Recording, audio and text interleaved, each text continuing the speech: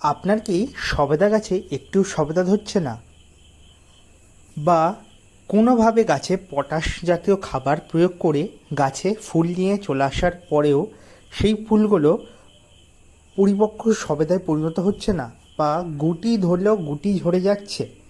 এরকম যদি সমস্যায় আপনি জর্জরিত হয়ে থাকেন, তাহলে বলবো আজকের ভিডিওটা সম্পূর্ণটা আপনি দেখে নিন।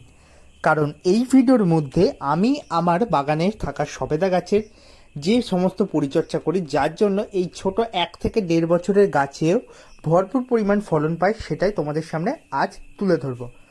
নমস্কার বন্ধুরা, আমি অনিশ এবং আপনারা দেখছেন আপনাদের পছন্দের ইউটিউব চ্যানেল এবং ফেসবুক প্রোফাইল, যেখানে আপনারা এইরকম গার্ডেনিং রিলেটেড প্রচুর ভিডিও পেয়ে যাবেন, যেগুলি আপনাদের বাগান করতে গিয়ে ভীষণভাবে সাহায্য করবে। আমি এখানে কিন্তু বিভিন্ন ধরনের ফলের গাছ, ফুলের গাছ, ইভেনলি ছাদ বাগানে যে সমস্ত ধরনের গাছ এই সময়ে করা সম্ভব বা সিজনাল ভিত্তিতে করা যায় বা সারা বছর ভিত্তিতে করা যায়, সেই সমস্ত গাছের পরিচর্যা কিন্তু আমি রীতিমতো দিয়ে থাকি। তাই যারা নতুন রয়েছে অবশ্যই, যদি ইউটিউব থেকে দেখো সাবস্ক্রাইব করে নিও, এবং যারা ফেসবুক থেকে দেখছো অবশ্যই ফলো করে সাথে থেকো। এবার সবেদা গাছের পরিচর্যা নিয়ে আমি যেটা তোমাদের বলছি, মন দিয়ে শোনো। সবেদা গাছ বহু বর্ষজীবী গাছ। এমনিতেই ফলের গাছে মোদ্দা কথা ছোট বয়সে ফলন নিতে নেই, তাহলে কিন্তু গাছ নষ্ট হয়ে যায়। এটা কিন্তু আমরা যেখান থেকে গাছ কিনে নার্সারিতে বা আমাদের বাড়ির বড়দের কাছ থেকে আমরা অনেকেই শুনেছি, বা যারা পুরাতন বাগান করছে তাদের অনেকের কাছ থেকে শুনেছি। কিন্তু একটা জিনিস ভুলে যাচ্ছি, বর্তমান সময়ে এমনও কিছু খাবার রয়েছে যে খাবারগুলো আমরা যদি সঠিকভাবে গাছকে প্রোভাইড করতে পারি বা দিতে পারি, সে গাছ ছোট অবস্থা থেকেই ফলন দেবে।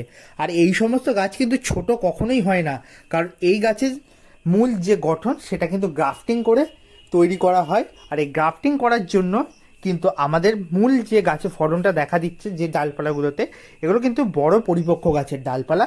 তাই বলবো, যাদের এই যে ধারণা ভুল যে গাছ বসানোর 1 বছর, 1.5 বছর, 2 বছর কোনো ফলন নেবো না, বড় জায়গায় বসিয়ে তারপর ফলন নেবো, তাদেরকে বলবো তোমরা শুধু সিম্পল একটা পদ্ধতি ফলো করে, যেটা তোমাদের দেখাচ্ছি, এবং সিম্পল খাবার ব্যবহার করে, যেটা আজকের ভিডিওতে বলবো, তাহলে কিন্তু তোমার গাছে সুন্দরভাবে ফলনটা হবে।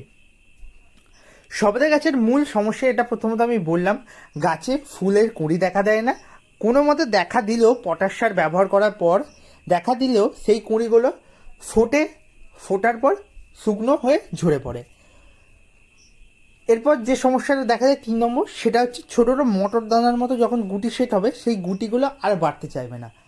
কিছুদিন মাঝখানে গাছে থাকবে, মনে হবে যেন একটু বাড়ছে, যেমন হয় মনে হওয়াটা মনেই থেকে যায়, গুটিগুলো নিজে থেকে ঝরে পড়ে। এই যে 3টে বিষয় বললাম, এই 3টে বিষয়ের মধ্যে আপনার কাছে কোন জিনিসটা হচ্ছে সেটা আপনাকে প্রথমত আইডেন্টিফাই করতে হবে, এবং সেরকম অনুযায়ী আপনাদের যত্ন নিতে হবে। সবেদা গাছ প্রধানত যে কারণে গাছে ফুল আসে না, গাছে দরকার পরিমিত রৌদ্র। দিনে 6 থেকে 7 ঘন্টা রৌদ্র আসে এরকম একটি বাগানের কোনায় রাখুন। যারা ব্যালকনিতে সবেদা গাছ করবেন ভাবছেন, অন্ততপক্ষে 5 ঘন্টা। এর নিচে কিন্তু রৌদ্র যদি পায়, কোনো মতে গাছে কিন্তু ফুল দেখা দেবে না, এবং কোনো মতেই আপনার এই বাড়ির ছাদে সবেদা গাছ ফলিয়ে সেই সবেদা খাওয়ার ইচ্ছা কখনোই পূরণ হবে না। আর যেটা আরও গুরুত্বপূর্ণ, সেটা হচ্ছে ভালো ভ্যারাইটি। সবেদা গাছের সমস্ত সময় চেষ্টা করবেন ভালো ভ্যারাইটি, পরীক্ষিত ভ্যারাইটি, যেগুলো ল্যাব টেস্টেড ভ্যারাইটি, যেটা অন্য ছাদ বাগানি করছে। ইভেন ধরুন আপনি কোনো যে ভিডিও করছে বা কন্টেন্ট ক্রিয়েটার রয়েছে তাদেরকে ফলো করে করছেন, বা আমাকেই দেখে করছেন, সমস্ত সময় দেখবেন যে গাছে ফলন যেন হচ্ছে সেই প্রজাতিটায় বসাতে। আমি কিন্তু এখানে যে ভ্যারাইটিটা দেখাচ্ছি, এটা হচ্ছে কালাপাতি সবেদা বা কালাপাতি চিকু। এটা হচ্ছে বহু পরিচিত এবং বহু প্রচলিত কমার্শিয়াল একটি প্রজাতি, যেটি খুব সহজে ফলন দেওয়ার জন্য প্রস্তুত হয়ে যায় মাত্র 1 থেকে 1.5 বছরের মধ্যে। আমি যখন গাছটি এনেছিলাম, শুধুমাত্র সিঙ্গেল বাঞ্চ এবং 1.5 ফুট হাইটে ছিল। বর্তমানে গাছটির চেহারা দেখো, খুব ঝাঁকড়া হয়েছে। আজকে যে খাবারটা প্রথমত ব্যবহার করছি, এই খাবারটার মধ্যে 5 ধরনের জিনিস রয়েছে। এই 5 ধরনের জিনিস আমরা যদি প্রত্যেক মাসে গাছে প্রয়োগ করি, তাহলে গাছের ফলন 100% হবেই হবে। প্রথমত, সর্ষের খোল। এটা নাইট্রোজেনের ভালো সোর্স। গাছকে শক্তিশালী করতে হলে, সুস্থ সবল রাখতে হলে নাইট্রোজেনের জুড়ি মেলা ভার। দ্বিতীয়ত দেওয়া হয়েছে শিংকুচি, এখান থেকে ফসফেট এবং বিভিন্ন বায়ো এনজাইম গাছ পাবে। তৃতীয়ত নেওয়া হয়েছে হাড় গুঁড়ো। এই হাড় গুঁড়ো গাছে ফসফেট এবং পটাশ আর ক্যালসিয়ামের একটা ভালো সোর্স, যেটা কিন্তু আমাদের গাছে অত্যধিক পরিমাণে শিকড়ের বৃদ্ধি করাতে এবং গাছের স্ট্যাম মোটা করতে কাজে লাগবে। চতুর্থ নেওয়া হয়েছে নিম খোল।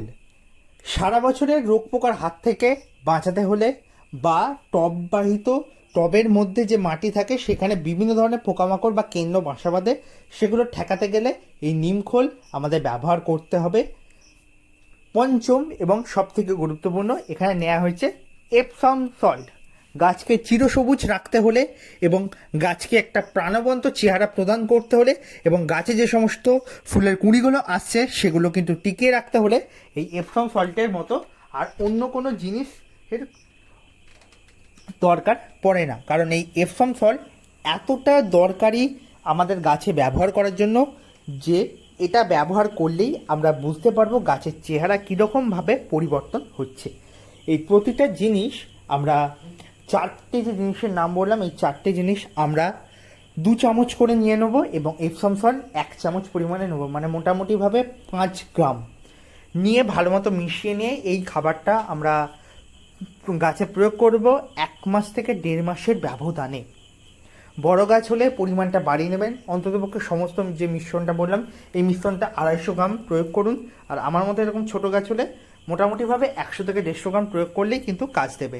আমি যে কাজটা এখন করছি সেটাকে বলে গাছটিকে একটু টেনে বেঁধে গাছটি একটা ভালো চেহারা দেওয়া। আমরা সমস্ত সময় মাথায় রাখবো এই সবেদা গাছ কিন্তু বৃক্ষ জাতীয় গাছ।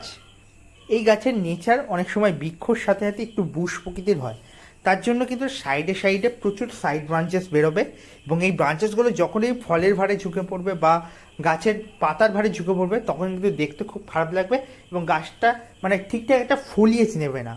ভালো ফলিয়েজ প্রদান করতে হলে একটা এরকম শক্ত বাঁশের খুঁটি নিন এবং সুতোর সাহায্যে টেনে বেঁধে দিন, যাতে গাছটা একটা কম্প্যাক্ট চেহারা নেয়।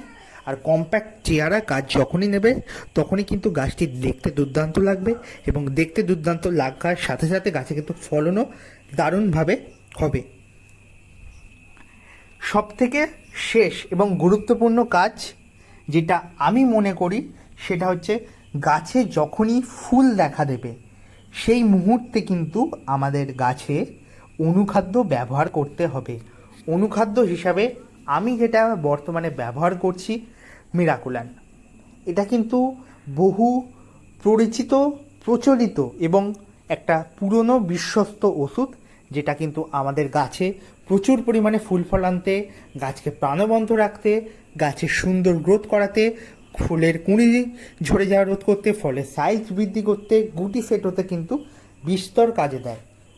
এটা কিন্তু যে কোনো ফল গাছ যেমন আম গাছ, মুসম্বি, মালটা, সাইট্রাস, কুল গাছ, ইভেনলি বিদেশীয় কিছু ফলের যে প্রজাতিগুলো রয়েছে সেগুলোতেও কিন্তু ব্যবহার করা চলে। লিটারে 1.5 ml সকালের টাইমে স্প্রে করে দিন গাছে। গাছ যেন কথা বলবে, গাছ হাসবে, এরকম চেহারা কিন্তু গাছের তোমার হতে কিন্তু বাধ্য। এরকম আমরা অনুখাদ্য গাছে মোটামুটিভাবে 2 সপ্তাহ ছাড়া ছাড়া যদি ফল গাছের ক্ষেত্রে ব্যবহার করি বেটার রেজাল্ট পাবো। এটা গাছে কিন্তু প্রচুর পরিমাণে ফুল আনতেও অনেক সময় সাহায্য করে থাকে। তোমরা যদি এই মিরাকুলান ব্যবহার করতে একান্তই না চাও বা না পেয়ে থাকো, তোমরা ব্যবহার করতে পারো সুপার সোনাটা, ব্যবহার করতে পারো মুভিন। এর মধ্যে ফলিক অ্যাসিড থাকে, অ্যামিনো অ্যাসিড থাকে, বেসিক্যালি সমস্ত অনুখাদ্যগুলোতেই সেম ধরনেরই জিনিস থাকে, শুধু পার্সেন্টেজের হেরফের থাকে। তোমরা যেটা মোটামুটি পাবে ব্যবহার করো, কিন্তু আমার সাজেস্ট এটা একবার হলেও ব্যবহার করে দেখতে পারো। তো বন্ধুরা, ভিডিওটি কেমন লাগলো অবশ্যই কমেন্টে জানাবে। আর এই পেঁপে গাছের পাতাটি সামনে আসার জন্য পুরোপুরি দেখা যাচ্ছে না, পরবর্তী সময় এটা লক্ষ্য রাখা হবে। ফলো করবে, সাবস্ক্রাইব করবে। ধন্যবাদ।